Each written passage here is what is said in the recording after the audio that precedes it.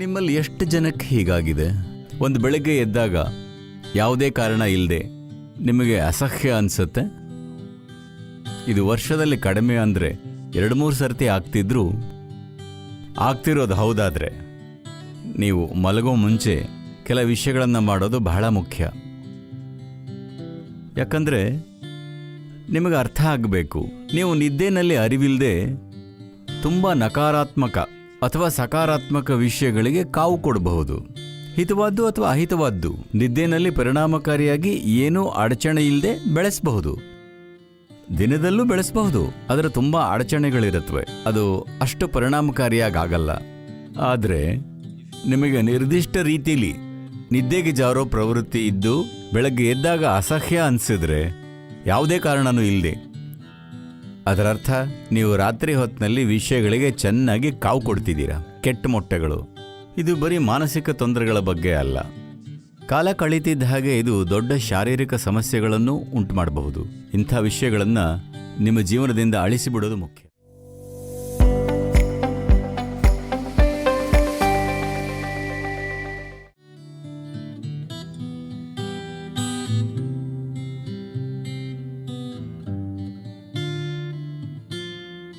ಆದ್ದರಿಂದ ರಾತ್ರಿ ಮಲಗೋ ಮುಂಚೆ ನೀವು ಗಮನ ಹರಿಸಬೇಕಾಗಿರೋ ಕೆಲ ವಿಷಯಗಳಿವೆ.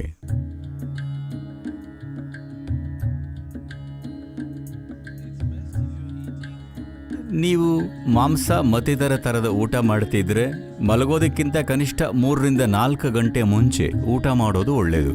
ಆಗ ಜೀರ್ಣಕ್ರಿಯೆ ಮುಗಿದಿರುತ್ತೆ. ಮಲಗೋದಕ್ಕಿಂತ ಮುಂಚೆ ಒಂದಷ್ಟು ನೀರು ಕುಡಿದು ಮಲಗಿ. ಇಂಥ ವಿಷಯ ಎಲ್ಲ ಹಾಗೇ ಸರಿ ಹೋಗಿಬಿಡತ್ತೆ. ಒಂದು ಸರಳವಾದ ವಿಷಯ ಅಂದರೆ ಸ್ನಾನ ಮಾಡೋದು. ಮಲಗೋ ಮುಂಚೆ ಯಾವಾಗಲೂ ಸ್ನಾನ ಮಾಡೋದು ದೊಡ್ಡ ವ್ಯತ್ಯಾಸ ಉಂಟು ಮಾಡುತ್ತೆ. ಅಮೆರಿಕದ ಹವೆಯಲ್ಲಿ ತಣ್ಣೀರು ಸ್ನಾನ ಕಷ್ಟ ಆಗಬಹುದು, ಅದಕ್ಕೆ ಉಗುರು ಬೆಚ್ಚಗಿನ ನೀರಲ್ಲಿ ಸ್ನಾನ ಮಾಡಿ. ರಾತ್ರಿ ಹೊತ್ತಿನಲ್ಲಿ ಬಿಸಿನೀರು ಸ್ನಾನ ಬೇಡ, ಉಗುರು ಬೆಚ್ಚಗಿನ ನೀರು, ಅದು ನಿಮ್ಮನ್ನು ಚುರುಕುಗೊಳಿಸುತ್ತೆ. ಹಾಗಾಗಿ ನನಗೆ ನಿದ್ದೆ ಬರಲ್ಲ ಅಂದ್ಕೋತೀರಾ, ಪರವಾಗಿಲ್ಲ, ನೀವು 1/4 ಗಂಟೆ ಅರ್ಧ ಗಂಟೆ ತಡವಾಗಿ ಮಲಗಿದ್ರೂ ಚೆನ್ನಾಗಿ ಮಲಗ್ತೀರಾ. ಯಾಕಂದರೆ ಅದು ಕೆಲ ವಿಷಯಗಳನ್ನು ತೆಗೆದು ಹಾಕತ್ತೆ. ನೀವು ಸ್ನಾನ ಮಾಡಿದಾಗ ನೀವು ಸ್ವಚ್ಛ ಮಾಡ್ತಿರೋದು ಚರ್ಮದ ಕೊಳೆ ಮಾತ್ರ ಅಲ್ಲ. ನೀವು ಗಮನಿಸಿದ್ದೀರಾ?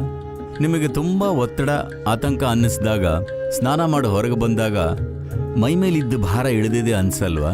ಇದನ್ನು ಗಮನಿಸಿಲ್ವಾ? ಹಾಗಾಗಿ ಇದು ಬರೀ ಮೈ ತೊಳೆಯೋದ್ರ ಬಗ್ಗೆ ಅಲ್ಲ, ನೀರು ಮೈ ಮೇಲೆ ಹರ್ಕೊಂಡು ಹೋದಾಗ ಇನ್ನೂ ಏನೇನೋ ಆಗತ್ತೆ.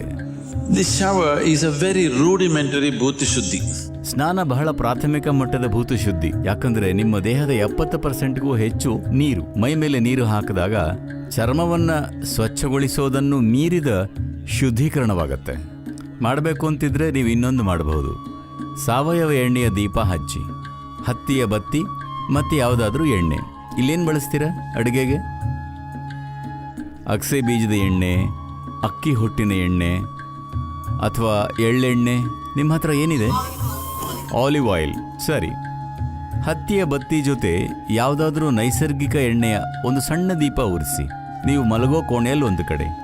ಈ ವಿಷಯಗಳೆಲ್ಲ ಸಂಪೂರ್ಣವಾಗಿ ಮಾಯ ಆಗುತ್ತೆ ನೋಡಿ.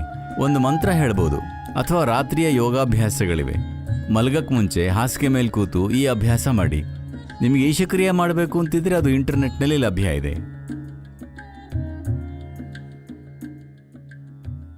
ಸಾಮಾನ್ಯವಾಗಿ ಭಾರತದಲ್ಲಿ ಉತ್ತರಕ್ಕೆ ತಲೆ ಹಾಕಿ ಮಲಗಬಾರ್ದು ಅಂತ ಹೇಳ್ತಾರೆ. ನಿಮಗೆ ಗೊತ್ತಾ ಇದು? ನೀವು ಉತ್ತರಕ್ಕೆ ತಲೆ ಹಾಕಿ ಮಲಗಿದರೆ ರಾತ್ರಿ ನೀವು ಅಡ್ಡವಾದ ಭಂಗಿಯಲ್ಲಿದ್ದಾಗ ನಿಧಾನವಾಗಿ ರಕ್ತ ನಿಮ್ಮ ಮೆದುಳಿನ ಕಡೆ ಸೆಳೆಯಲ್ಪಡತ್ತೆ. ಮೆದುಳಿನಲ್ಲಿ ತುಂಬ ರಕ್ತ ಪರಿಚಲನೆ ಆಗ್ತಿದ್ದಾಗ ನಿಮಗೆ ನೆಮ್ಮದಿಯಿಂದ ನಿದ್ದೆ ಮಾಡೋದಕ್ಕಾಗಲ್ಲ.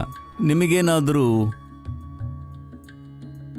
ಹುಟ್ಟಿನಿಂದಲೇ ಮೆದುಳಿನಲ್ಲಿ ದುರ್ಬಲತೆಗಳಿದ್ದರೆ ಅಥವಾ ನಿಮಗೆ ವಯಸ್ಸಾಗಿದ್ದರೆ ನಿದ್ದೆಯಲ್ಲಿ ನೀವು ಸಾಯಲೂಬಹುದು. ಬ್ರೈನ್ ಹೆಮೊರೇಜ್ ಆಗಬಹುದು. ಯಾಕಂದರೆ ಮೆದುಳಿಗೆ ಹೆಚ್ಚು ರಕ್ತ ಹರಿತಿರತ್ತೆ. ಅಲ್ಲಿ ರಕ್ತನಾಳಗಳು ಕೂದಲಿನ ಥರ ಇರುತ್ತೆ. ಅಯಸ್ಕಾಂತೀಯ ಸೆಳೆತದಿಂದ ಹೆಚ್ಚು ರಕ್ತ ಹೋಗ್ತಿರತ್ತೆ. ನೀವು ಲಂಬವಾದ ಭಂಗಿಯಲ್ಲಿದ್ದರೆ ಹೀಗಾಗಲ್ಲ. ನೀವು ಅಡ್ಡವಾದ ಕೂಡಲೇ ತಲೆಗೆ ಈ ಸೆಳೆತ ಎಷ್ಟು ಹೆಚ್ಚಿರುತ್ತೆ ಅಂದರೆ ನಿಧಾನವಾಗಿ ರಕ್ತ ಮೆದುಳಿನ ಕಡೆ ಹರಿಯಕ್ಕೆ ಪ್ರಯತ್ನಿಸುತ್ತೆ. ಇದನ್ನು ತಪ್ಪಿಸೋದಕ್ಕೆ ಇದು ಉತ್ತರ ಗೋಳಾರ್ಧದಲ್ಲಿ ಮಾತ್ರ ನಿಜ. ನೀವು ಆಸ್ಟ್ರೇಲಿಯಾಗೆ ಹೋದರೆ ಅಲ್ಲಿ ದಕ್ಷಿಣಕ್ಕೆ ತಲೆ ಹಾಕಬಾರ್ದು. ಭಾರತದಲ್ಲಿದ್ದರೆ ನೀವು ಉತ್ತರಕ್ಕೆ ತಲೆ ಹಾಕಬಾರ್ದು. ಬೇರೆ ಯಾವ ಕಡೆ ತಲೆ ಹಾಕಿದ್ರೂ ಪರವಾಗಿಲ್ಲ. ಇದನ್ನು ಮನಸ್ಸಲ್ಲಿಟ್ಕೊಳ್ಳಿ. ನೀವು ನಿಜವಾಗ್ಲೂ ನಶ್ವರರು, ಸರಿನಾ? ಬರೀ ಮಾತಲ್ಲಲ್ಲ, ನಿಜವಾಗ್ಲೂ ನೀವು ಈಗಲೇ ಸತ್ತು ಬೀಳ್ಬಹುದು. ನೀವು ಚಿಕ್ಕವರೋ ವಯಸ್ಸಾದವರೋ ಮುಖ್ಯ ಅಲ್ಲ, ನೀವು ಈಗಲೇ ಸತ್ತು ಬೀಳಬಹುದು. ಹೌದೋ ಅಲ್ವೋ? ನೀವು ಮಲಗೋ ಮುಂಚೆ ಹಾಸಿಗೆ ಮೇಲೆ ಕೂತು ಇದು ನಿಮ್ಮ ಮರಣಶಯ್ಯೆ ಅಂದುಕೊಳ್ಳಿ. ನಿಮಗೆ ಇನ್ನೊಂದು ನಿಮಿಷ ಮಾತ್ರ ಇದೆ. ನೀವು ಇವತ್ತೇನು ಮಾಡಿದಿರಿ ಅಂತ ಮೆಲುಕು ಹಾಕಿ. ಅದಕ್ಕೇನಾದರೂ ಮೌಲ್ಯ ಇತ್ತಾ? ಈ ಒಂದು ಸರಳ ಅಭ್ಯಾಸ ಮಾಡಿ. ಸಾವು ಯಾವಾಗ ಬರಬಹುದು ಅಂತ ನಿಮಗೆ ಗೊತ್ತಿಲ್ಲ.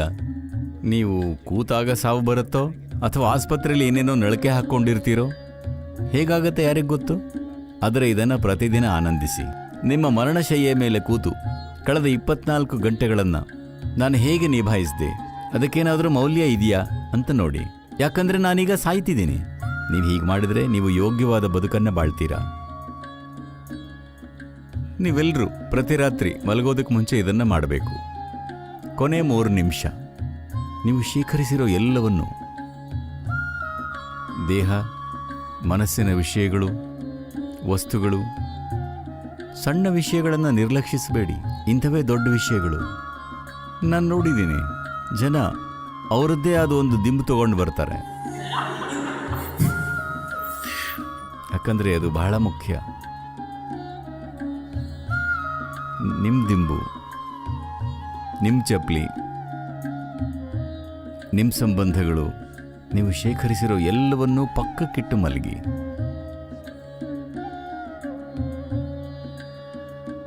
ನೀವು ಇಂಥ ಸ್ಥಿತಿಯಲ್ಲಿ ಮಲಗಿದರೆ ನೀವು ಹೆಚ್ಚು ತೇಜಸ್ಸಿನೊಂದಿಗೆ, ಹೆಚ್ಚು ಶಕ್ತಿಯೊಂದಿಗೆ, ನೀವು ಸಾಧ್ಯ ಅಂತ ಕಲ್ಪಿಸಿಕೊಂಡಿರೋದಕ್ಕಿಂತ ಹೆಚ್ಚಿನ ಸಾಧ್ಯತೆಗಳೊಂದಿಗೆ ಹೇಳ್ತೀರಾ. ಸುಮ್ಮನೆ ಮಲಗಿ. ಒಂದು ಜೀವವಾಗಿ. ಗಂಡಸಾಗಲ್ಲ, ಮಹಿಳೆಯಾಗಲ್ಲ, ಅದು ಇದಾಗಲ್ಲ, ಎಲ್ಲವನ್ನೂ ಕೆಳಗಿಡಿ. ಹಾಗೆ ಮಲಗಿ. ಇದು ತುಂಬ ಸುಲಭ ಆಗ್ತಿದೆ. ಬರೀ ಮಲಗೋ ಸಾಧನೆ. ಇಷ್ಟನ್ನಾದರೂ ನೀವು ಮಾಡಬೇಕು.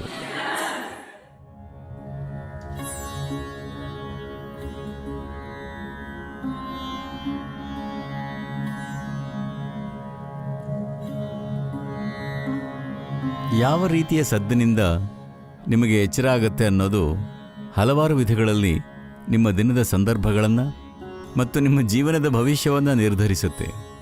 ಅಲಾರ್ಮ್ ಶಬ್ದಕ್ಕೆ ಬೆಳಗ್ಗೆ ಧಡಕ್ಕಂತ ಎಚ್ಚರ ಮಾಡಿಕೊಳ್ಳೋದು ಜೀವಕ್ಕೆ ಒಳ್ಳೆಯದಲ್ಲ. ನಿಮಗೆ ಇಷ್ಟೊತ್ತು ನಿದ್ದೆ ಬೇಕು ಅಂತಿದ್ರೆ ನೀವು ತಿನ್ನೋ ಆಹಾರ, ನೀವು ನಿಮ್ಮೊಳಗೆ ಸಂಸ್ಕರಿಸ್ತಿರೋ ಯೋಚನೆ ಮತ್ತು ಭಾವನೆಗಳು ಮತ್ತು ನಿಮ್ಮ ಶರೀರದಲ್ಲಿರೋ ಜೀವಕಳೆ, ಇವೆಲ್ಲವೂ ನಿಮಗೆಷ್ಟು ನಿದ್ದೆ ಬೇಕು ಅನ್ನೋದನ್ನು ನಿರ್ಧರಿಸುತ್ತೆ. ನಿಮಗೆ 3 ಗಂಟೆ, ಕ್ಷಮಿಸಿ, ನಿಮಗೆ 8ರಿಂದ 12 ಗಂಟೆ ನಿದ್ದೆ ಬೇಕು ಅಂದ್ಕೊಳ್ಳೋಣ. ನಾನು ತಪ್ಪು ಸಂಖ್ಯೆ ಹೇಳಿದೆ. ನಿಮಗೆಷ್ಟೇ ನಿದ್ದೆ ಬೇಕಿರಲಿ, ಅದು ನಿಮಗೆ ಗೊತ್ತಿರುತ್ತೆ. ಹಾಗಾಗಿ ನೀವು ಸಹಜವಾಗಿ ಹೇಳೋ ರೀತಿಯಲ್ಲಿ ಸಾಕಷ್ಟು ಬೇಗನೆ ಮಲಕ್ಕೊಳ್ಳಿ. ನಿಮ್ಮಷ್ಟಕ್ಕೆ ನಿಮಗೆ ಎಚ್ಚರ ಆದರೆ, ಎಚ್ಚರ ಆಗುತ್ತೋ ಇಲ್ವೋ ಅಂತ ನಿಮಗೆ ಸಂದೇಹ ಇದ್ದರೆ, ಯಾವುದಾದ್ರೂ ಮಂತ್ರ ಇದ್ದರೆ, ನೀವು ವೈರಾಗ್ಯದ ಒಂದು ಮಂತ್ರವನ್ನು ಆರಿಸಿಕೊಂಡಿದ್ರೆ ಅದನ್ನು ಬಳಸ್ಬೋದು.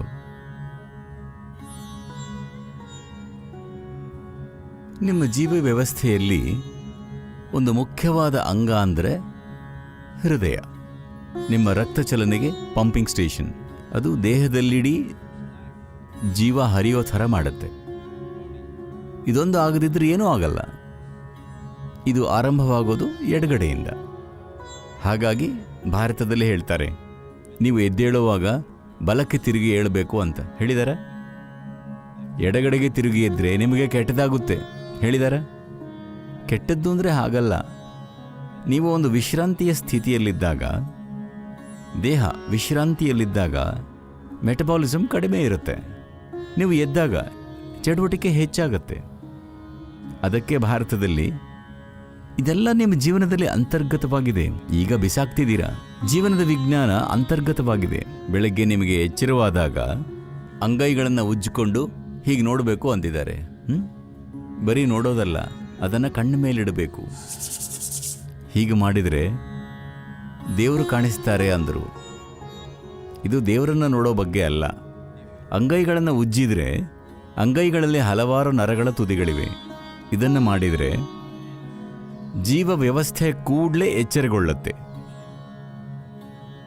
ನಿದ್ರೆ ಬರ್ತಾ ಇದ್ದಾಗ ಇದನ್ನು ಮಾಡಿ ನೋಡಿ,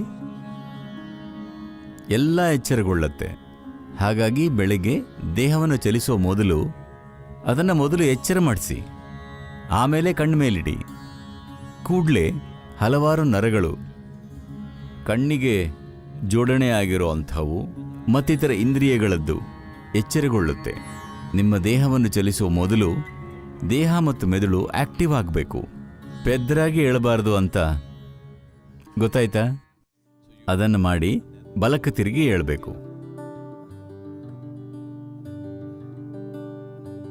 ಇವತ್ತು ನಾವೆಲ್ಲರೂ ಮಲಗಿದರೆ ನಾಳೆ ಬೆಳಗ್ಗೆ ಸುಮಾರು 2.5 ಲಕ್ಷ ಜನ ಎದ್ದೇಳಲ್ಲ. ಸಹಜ ಸಾವುಗಳು ಜಗತ್ತಿನಲ್ಲಿ. ಒಂದು ವೇಳೆ ನೀವು ನಾಳೆ ಎದ್ರೆ ನಿಮಗೆ ಗ್ಯಾರಂಟಿ ಇದೆಯಾ? ನಿಮಗೆ ಗ್ಯಾರಂಟಿ ಕಾರ್ಡ್ ಇದೆಯಾ? ಇಲ್ಲ ತಾನೆ? ಹಾಗಾಗಿ ನೀವು ಒಂದು ವೇಳೆ ಎದ್ರಿ ಅಂದ್ಕೊಳ್ಳೋಣ. ಇಷ್ಟನ್ನು ಮಾಡಿ. ಇದು ನಿಮ್ಮ ಆಧ್ಯಾತ್ಮಿಕತೆಗೆ ಒಂದು ಸರಳವಾದ ಮೊದಲ ಹೆಜ್ಜೆ. ನಾಳೆ ಬೆಳಗ್ಗೆ ನೀವು ಎದ್ದಾಗ ಪರೀಕ್ಷಿಸಿ, ನೀವಿನ್ನೂ ಜೀವಂತವಾಗಿದ್ದೀರಾ, ಸತ್ತಿದ್ದೀರಾ? ನಿಮಗೆ ಎಚ್ಚರವಾದರೆ ಸ್ವಲ್ಪ ಸಂಭ್ರಮ ಆದರೂ ಆಗಬೇಕು. ಎದ್ದೇನು ಕುಣಿಬೇಕಾಗಿಲ್ಲ, ಕನಿಷ್ಠ ಮುಗುಳ್ನಗಬಹುದು. ಇನ್ನೂ ಜೀವಂತ. 2.5 ಲಕ್ಷ ಜನ ಸತ್ರು, ನಿಮ್ಮ ಥರಾನೇ ಇದ್ರು, ಪುಪ್ ಹೋಗ್ಬಿಟ್ರು ಅಲ್ವಾ? ಎಲ್ಲಿ ನೋಡಿದ್ರು ಇಲ್ಲ ಅವರು. ನಾನಿನ್ನೂ ಇಲ್ಲಿದ್ದೀನಿ, ಜೀವಂತ. ಒಂದು ದೊಡ್ಡ ಮುಗುಳ್ನಗು ಮಾಡ್ತೀರಾ? ನಾನು ಮ್ಯಾನೇಜ್ಮೆಂಟ್ ಮಾತಾಡ್ತಿದ್ದೀನಿ. 2.5 ಲಕ್ಷ ಜನ ಸತ್ರು ಅಂದರೆ 30-50 ಲಕ್ಷ ಜನ ತಮಗೆ ಆಪ್ತರಾದವ್ರನ್ನ ಕಳ್ಕೊಂಡ್ರು ಅಂತ. ನಿಮಗೆ ಆಪ್ತರಾದ ಆ 3-4 ಜನರನ್ನ ಚೆಕ್ ಮಾಡಿ, ಎಲ್ಲರೂ ಜೀವಂತವಾಗಿದ್ದಾರೆ. ಇನ್ನೊಂದು ದೊಡ್ಡ ಮುಗುಳ್ನಗು, ಹಲೋ ಮಾಡ್ತೀರಾ ಇಲ್ವಾ? ಜೀವಂತ ಇಲ್ಲ. ಒಂದು ವೇಳೆ ನಿಮ್ಮ ತಲೆಗೆ ನಾವು ಬಂದೂಕು ಹಿಡಿದ್ರೆ ಅದು ಬಿಡುಗಡೆ ಅಂದ್ಕೋತೀರಾ? ಇಲ್ಲ, ನಿಮಗೆ ಭಯ ಆಗುತ್ತೆ. ಹಾಗಾದ್ರೆ ಜೀವಂತವಾಗಿರೋದು ಅಷ್ಟು ಅಮೂಲ್ಯ ಅಲ್ವಾ? That's how precious it is for you to be alive. ಹಾಗಾಗಿ ನಾಳೆ ಬೆಳಿಗ್ಗೆ ಹೊತ್ತಿಗೆ 2.5 ಲಕ್ಷ ಜನ ಸತ್ತು ನೀವಿನ್ನೂ ಜೀವಂತವಾಗಿದ್ರೆ ಅದಕ್ಕೆ ಕನಿಷ್ಠ ದೊಡ್ಡದಾಗಿ ಮುಗುಳ್ನಗು ಆದರೂ ಕೊಡಬೇಕು ತಾನೆ? ಮತ್ತು ನಿಮಗೆ ಆಪ್ತರಾದವರೆಲ್ಲ ಇವತ್ತು ಜೀವಂತವಾಗಿದ್ದಾರೆ. ಇನ್ನೊಂದು ದೊಡ್ಡ ಮುಗುಳ್ನಗು.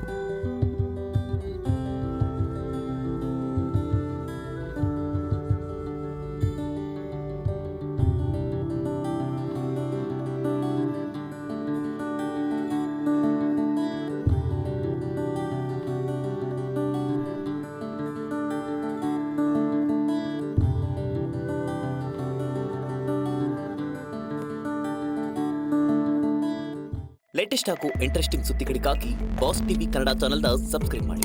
ಹಾಗೆಯೇ ಬೆಲ್ ಐಕಾನ್ ಪ್ರೆಸ್ ಮಾಡಿ. ಇದರ ಜೊತೆಗೆ ಫೇಸ್ಬುಕ್, ಇನ್ಸ್ಟಾಗ್ರಾಮ್, ಎಕ್ಸ್ನಲ್ಲೂ ಮಿಸ್ ಮಾಡದೆ ಫಾಲೋ ಮಾಡಿ.